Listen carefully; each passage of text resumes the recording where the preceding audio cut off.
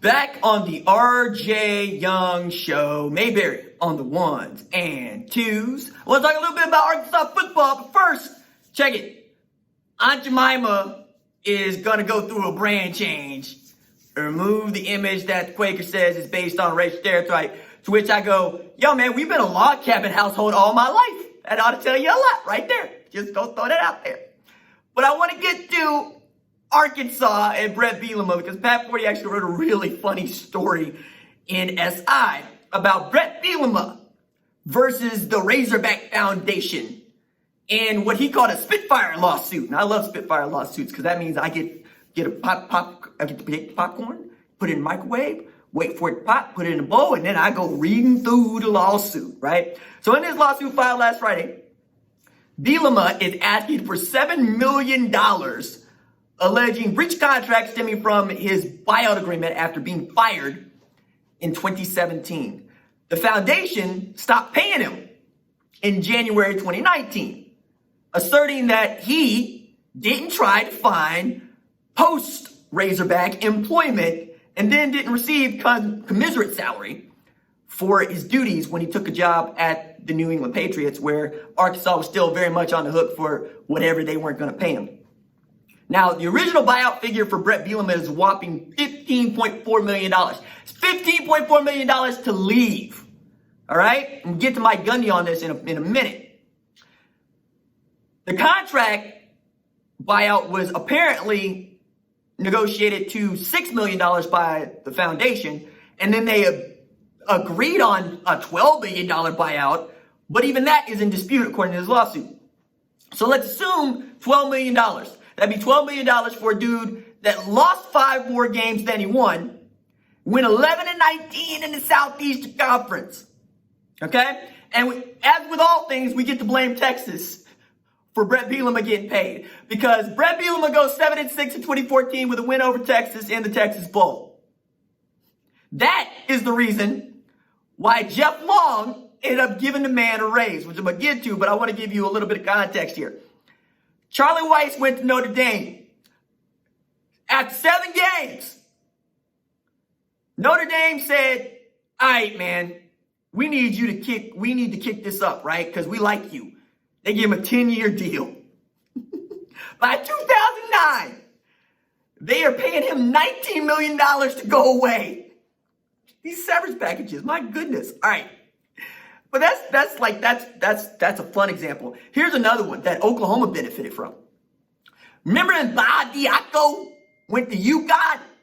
I remember Bob Diaco went to UConn. 2016, they go 6-7. Okay? They lost to Marshall in the St. Petersburg Bowl. But, you know, your mans got $3.4 million to go away. Money that they were still paying him when he was a defensive analyst and then later outside linebackers coach at Oklahoma. Okay? And it ain't like UConn got deep pockets because they were stupid when they decided to leave the American. Dummies. All right. So back to Bielema. Jeff Long decides 2015, I got to lock Bret Bielema up. I got to lock him up.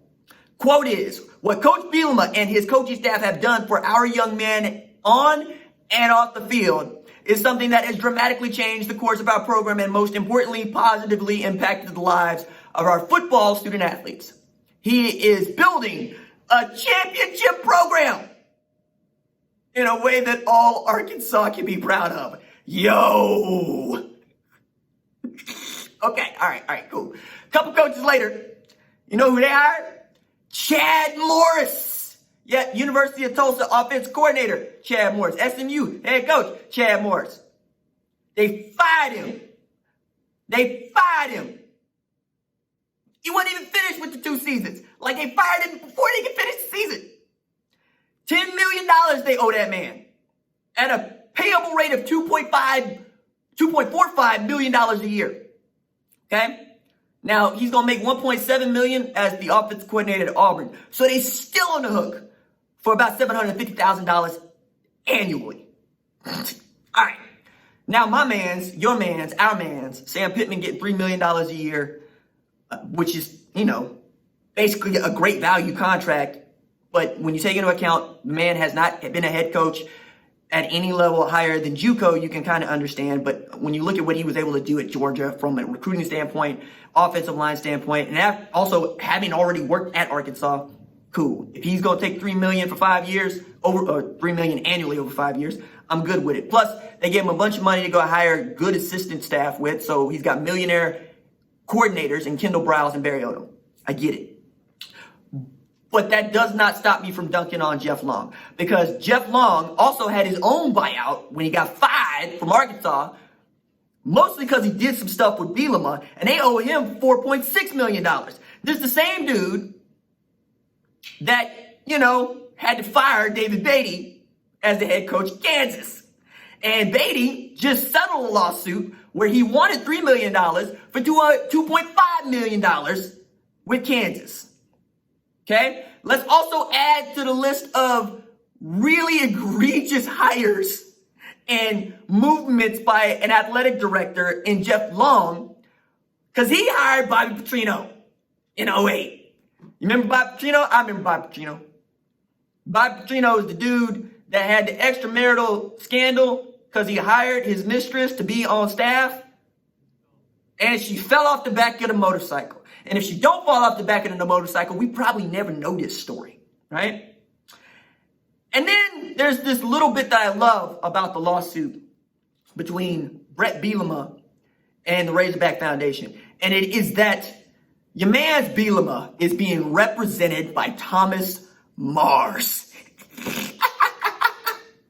Thomas Mars not only is the dude that made sure that Houston Nutt got paid several years ago at Ole Miss, he's also the dude that single-handedly broke the NCAA waiver deal. Broke it wide open.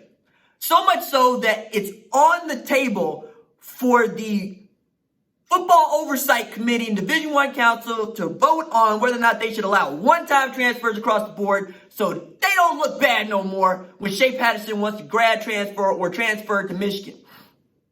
Okay? So that they don't look bad no more when Justin Fields is able to play right away after leaving Georgia, having played, the signature position of up-back at Georgia, all while Jake Fromm out there not just not being Justin Fields, but also apparently saying racist stuff in text messages.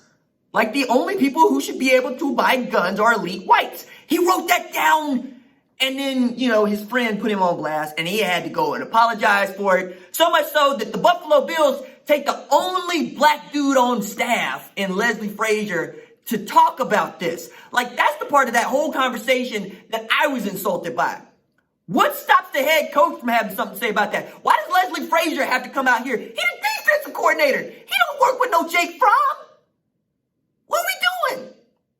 Meanwhile, Oklahoma State is up a creek if they want to fire Mike Gundy, because you can't fire him legally and expect it to hold up, right? Like, you can fire him and you can go to court and whatnot, probably get raked over the coals.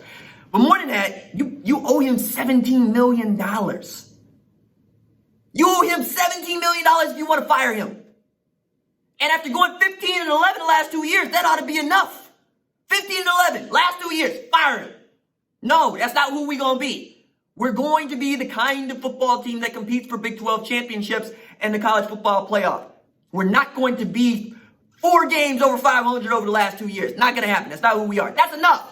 But no, we got Mike Gundy saying, bring the kids back so that we can get them getting money running through the state, never knowing or caring what the kids have to go through to get home. Do the kids have the virus? Turns out that they do. And the kids are more commodities to help him meet an end. They are not kids to him. That's what bothers me the most. They need to be kids to him before they are players. I say this a lot, but I'm going to continue to say it.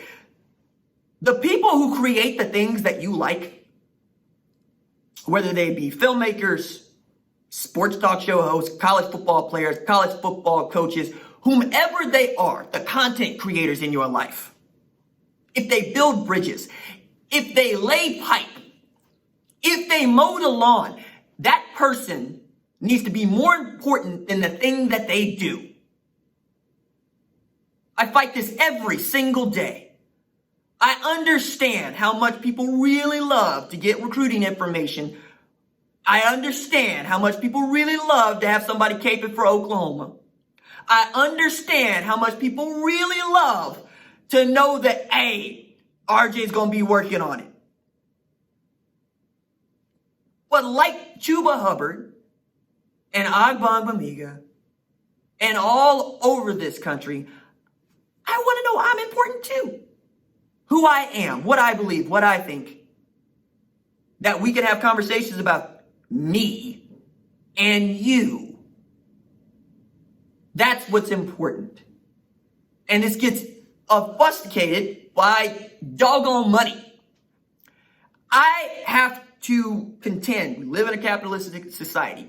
I don't get to change that. I get to work within it. Okay. But when did a college football coach actually become more worthy than a teacher? That wasn't it. Teachers are more worthy than college football coaches. And many college football coaches will be the first person to tell you that. The problem that we have is supply and demand. There are more teachers than there are college football coaches. So those jobs are, one, harder to get, and two, are worth more. That's capitalism. That's what we do, right? That's who we are. It's one of the reasons why we're having such a hard time putting public health ahead of making money. Because if we don't actually go out there and get the money coming in, the system collapses. And if the system collapses, many people are going to be like, yo, there ain't going to be nothing to come back home to after a virus like this if we don't go out there and work in it. And now we're putting other people in harm's way at a time when my city, my hometown, your hometown is about to be the center of the world on Saturday. You know, like my producer is freaking out. And rightfully so. Because he's got older parents, like I got older parents. But you know what? It's also us that we're kind of scared for. Because this virus is built to kill people. It ain't built to say, oh, no, I'm going to skip you. You an American. Nah, you good. You straight. People have lost loved ones to this thing. And meanwhile, we got college football coaches that are making so much money that they can afford not to engage in society in the way that you and I have to. I cannot afford not to be informed. It's not a privilege that I have. You've heard me rail about this before, but I'm going to continue to say it. I make jokes about deleting my Twitter account because I can't wait till the day to do it.